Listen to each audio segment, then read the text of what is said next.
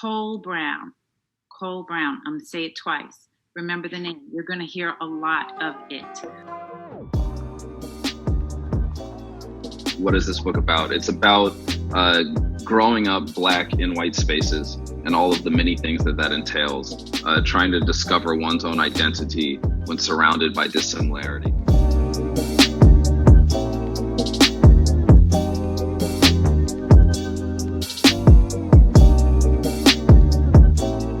I am half Ethiopian on my mother's side, but very Americanized. I'm American, but also Ethiopian.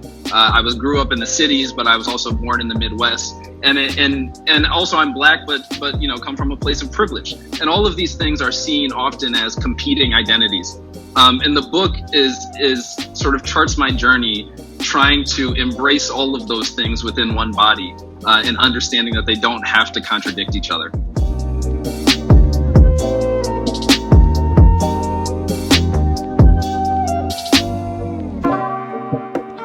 Particularly given the education that I was given sort of in a formal way, there's an entire literary canon that is Black literature that I would have largely missed had my parents not been very intentional about supplementing that education.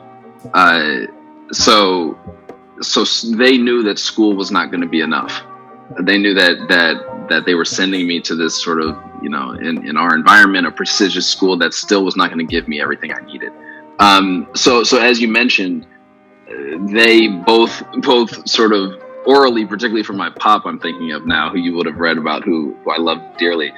Sort of the oral storytelling that I received from him, and then the written storytelling that I received from both of my parents, shaped how I understood we tell our own stories. When I was growing up, I felt as though the people that I grew up around had a very limited view of what Blackness was or could be.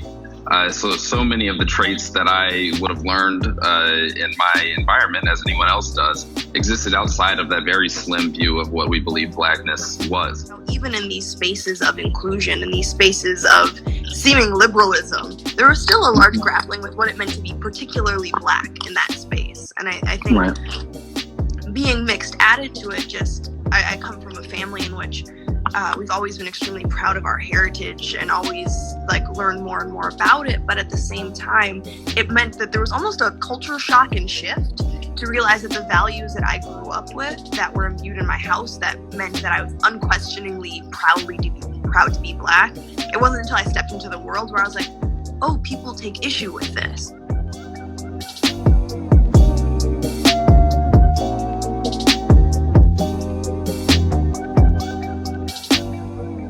So much of the Black narratives that were fed in the States are so often one of also an intersection of class and race, but of a lower socioeconomic status and race.